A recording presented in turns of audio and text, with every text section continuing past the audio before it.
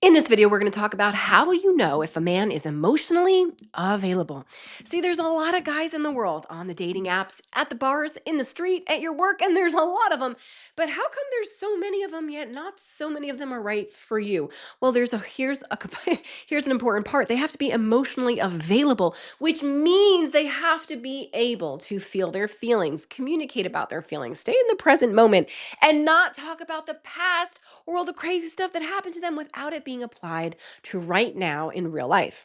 So, guys, emotional availability is really the key that you want to look for in a man when you're dating because, again, lots of men, not so many of them emotionally available. First thing to attract emotionally available men is to be emotionally available yourself. What does that mean? You feel a feeling, it feels like shit, and you don't run from it. I'm going to say that again. You feel you feel a feeling and it feels like shit and you still don't run from it, okay? Because here's the thing. A lot of women are like so overwhelmed with their own emotions that we do what men do sometimes, which is I'm just going to avoid it, right? I'm going to watch a TV show cuz I don't want to think about this. I'm going to call up a friend cuz I don't want to think about this. I'm going to scroll on Instagram cuz dang, that was overwhelming. I don't even know how I feel. And you almost unconsciously do these things. I'm going to pour myself a glass of wine. I'm gonna, right? I'm gonna go to the gym for the second, third time today or whatever it is. It's great, work out, but don't work out in avoidance of your emotions. Anywho, so basically becoming emotionally available is when you're like, I feel like shit and I'm gonna approach it, right? So there's two ways. Everybody's screwed up, guys, you get it? Everybody's screwed up. Everyone's traumatized, everybody's effed up. Don't even try to find someone who's not effed up because everybody is effed up. What you really want to do is say, well, being that everybody's effed up, I just have to be one of the categorically healthy people. So what does that even mean? If everybody, oh, I have a drawing board. I wonder if I could do it. I have a little pad right here, and I just want to show you something really, really powerful. I don't know if you can see it, but let's try. Here is everybody. Everybody is effed up. What does effed up mean? They had some weird stuff happen to them. They've had some trauma. They've been traumatized. They've had some things happen to them they're not proud of. They've done things that they're not proud of, right? So in this big circle, which is everybody, everybody's effed up, okay? Don't try to find someone who's perfect and had a perfect fairy tale life. It doesn't exist. Even if it was crazy traumatized or a little traumatized, everybody has their own package of trauma. And just understand that that's okay. And everybody's like that. So you're okay too. Then you have two different pathways, two different categories of people. Here are the unhealthy people. Okay. And here are the healthy. So here is the smiley face, healthy, and here is the not so, right? So basically, you have everyone, and then there's two categories, healthy or unhealthy. What makes somebody healthy versus unhealthy? If everybody's effed up, what distinguishes that group from being healthy and that group from not being healthy? Well, here's the thing. Some people who are effed up, like everyone, they run from their pain. They avoid their pain. They feel their pain and they distract. They feel their pain and they're like, I gotta go out. I gotta go to a bar. I gotta go to a party. I gotta get high. I gotta get drunk. I wanna watch porn. I wanna eat. I need to make another brownie. I gotta go shopping. Peace. They feel their pain and avoid it. Okay. They feel a lot of emotions, overwhelm, discomfort, pain, and they're like, oh, don't want to manage that. And they go, right? They go away from themselves. They go away from their pain. They distract themselves. Okay. They numb it in some form of numbing, distraction, substance. Okay. And that's the majority of people and people who are unhealthy. Then there's a smaller majority, a smaller percentage of people who are healthy. And that means even though they're effed up, they feel their feelings. They approach their pain. They know how to cope with stress, conflict, and confrontation. They don't run from that stuff. They're not trying to like control other people and blame everyone else for their pain. They take full responsibility for what happens in their life because they own their own emotions. They feel pain and approach it, right? So unhealthy people blame other people in the world for their negative feelings. They run away from their feelings and they're basically not taking responsibility and avoiding their pain. Then there are the healthy people who feel their feelings, approach their pain, cope with conflict in a healthy way, care about what their emotions are trying to tell them, and actually take full responsibility for their life without blaming other people for their discomfort. And know if this, that, and the other thing didn't change, they would be better. They actually understand that if you take an orange and you squeeze it, no matter who squeezes it, whether it's John, Jackie, or Jane, whoever squeezes the orange, what's going to come out of it? Orange juice. No matter how much you squeeze it, whoever comes and squeezes it, no matter how pretty thick, whatever somebody comes and squeezes it, is still, if you squeeze an orange, it's going to come out as orange juice. Why? Because whatever was inside of the vessel is what comes out. Doesn't matter who came to it. Whatever is inside of you is what's going to come out. Doesn't matter who approaches you. The world is filled with light and darkness. The world is filled with good and people and not so great people, or people just in pain that are hurting and going to hurt. But it's about what's inside of you that's what's going to come out. So if you're a loving person who totally manages your emotions and you don't want to hurt yourself and you love just getting curious and connected with yourself, and even when you feel pain, you're like, "What's up, girl? I got you. I love you. What's going on? Why are you so angry? What is hurting you?" And you approach yourself with love, then you process your pain and you approach it and resolve it and release it, instead of unhealthy people who are running away from it, distracting themselves from it, and essentially creating a lot of hurt where they're going to spill out their hurt and hurt other people. So that is like such an important thing to remember. Okay, guys, did you get it? Everyone is effed up. Then there's two types of people from that big effed up pile: healthy and unhealthy. You want to be healthy and you want to attract someone who's healthy, AKA emotionally available. Emotionally available means that you are the healthy part that approaches your pain. You approach your feelings. You talk to them. You want to know what's up. You feel them.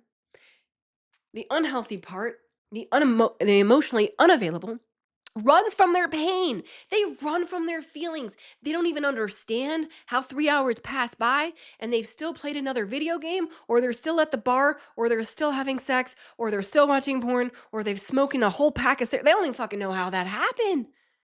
They are so programmed to run and consistently run from their pain that they just are pain. And then they don't understand why they're so upset and hurtful and emotionally unavailable to really connect and be vulnerable with people, because they still have so much shame about who they are and what they do. And of course, they're not taking full responsibility. Otherwise, they'd be empowered to shift and approach their pain and take action to feel what is really bothering them enough to understand it and release it or shift their behavior. So, emotionally available people look like, um, they talk about the present, not the past or the future. So, emotionally available person will actually talk about how they're feeling right now, today, right now, this week, what happened. An emotionally unavailable person is always like in the past or the future. So, it goes like this: "Yeah, like 3 years ago, like my ex, she like left me and like she cheated on me and like it was so hard." Or like a year ago, like, a year and a half ago, like my mom did this to my dad and I can't believe that happened. Or like, yeah, I still haven't been able to pay my rent. Or like this crazy thing happened like 2 years ago. Or like, I don't know, whatever. They're somewhere else in the past about something bad that happened to them, and they replay that over and over in their mind. Like, yeah, my parents got divorced and it's been messy, and like my mom hasn't been there for me and she keeps leaving and she keeps doing this. And yeah, like they're just in the past of what other people have been doing or what has happened to them. And then there's also the future. Well, that's emotionally unavailable, right? They're not available for their emotions currently because they keep shoving them back into the past without taking full responsibility enough to feel what's really going on, enough to own and approach and hold and release their emotions. The future of the emotionally unavailable person is just like, I'm gonna be a big person. I'm gonna do great things. I'm gonna do amazing things. What are you doing right now? Nothing. Yeah, but I want to change the world and I want to do this and I have big dreams and I have big goals and I want to go into real estate and I wanna do this and I'm gonna do that and it's gonna be amazing. My future is gonna be great. Okay, but what are you doing right now? Not much yet. They are future focused instead of present, or past focused instead of present. They're kind of too hopeful and a little bit delusional about what they could create if they're not anyways doing it right now. Or they're stuck in something that happened to them and they still feel like They should have not broken up with that person. They should have married that person. They should have just not done that. They shouldn't have let go of that job. Like if only I didn't just like screw that up so bad, my life would be better. They're just so stuck in the past that they're emotionally unavailable to be there for you and themselves in the present. Okay. So, emotional availability looks like someone who's in the present moment, who's working on projects right now, who's working on themselves right now, who's not complaining about the past, the parents, the crap that they went through, or the future crazy stuff that they're going to accomplish in their life. And that when it finally happens, everything's going to change and be great. They're actually like, this is what I'm going through right now. This is what I'm working on right now. This is how I feel about this. And they're present. Okay. So, one, you approach your pain instead of run from it. Two, you talk about the present instead of the past or the future consistently. Like that's where it's okay to talk about them present, but you're not living there. And the third thing is really the ratio of how much availability you have for another person. So if you are in a relationship or you go out on a date and you're like, I want to know, Chaya said, relationship expert Chaya Garcia. She said that I can know about an emotional available man based on, right? So you're going to listen. Yeah. What he's talking about is he talking about other people versus himself? Great question. So the third thing to look for, maybe I'll give you a bonus, is he talking about other people or is he talking about himself? So people who are emotionally unavailable means that they're unavailable for their own emotions, where they then don't focus on enough about themselves and what they need to work on and grow and motivate in the next thing they're going to create in the world. They're very focused on other people, blaming other people, taking responsibility for their issues, super past or super present. And so they're not actually talking about themselves a lot. They talk about the war in the Middle East. Excuse me, they talk about the president. They talk about this movement. They talk about the liberals. They talk about the conservatives. They talk about the weather. They talk about what's happening in Canada. They talk about the news. They talk about their mom's uncle and what's going on with her. They talk about what's going on with the dad's girlfriend. I don't know. They're just talking. They're talking about what happened to their friend and their friend's going through a bad breakup and they feel so sorry if they don't know what to do. They ain't talking about themselves. You get what I'm trying to say? They're very other focused and it shows up in their speech. I'm going to say that again. They are very other focused and it shows up in their speech. So they will not be present in the moment, what they're doing and feeling right now. They will not be talking about their feelings. They will talk about concepts and they will not talk about themselves, but bigger topics or other people topics.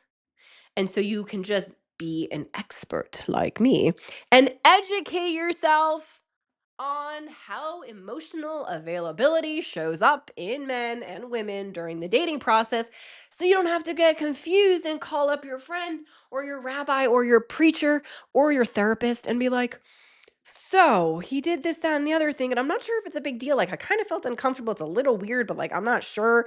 And you know what everyone's going to say to you? It's okay. Just try again.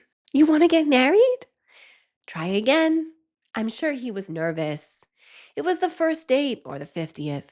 I'm sure he has good intentions. Just try again. Maybe tell him what you want. Worst advice ever. See who people are, not how you can mold them. Next video. Um, don't listen to other people. Listen to yourself. Become educated, right? Like aluminum, for example. Some people use aluminum pans.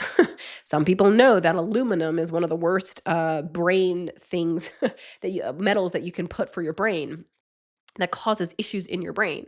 You don't need to say, hey, mom, should I use aluminum pans or not? Just learn about aluminum.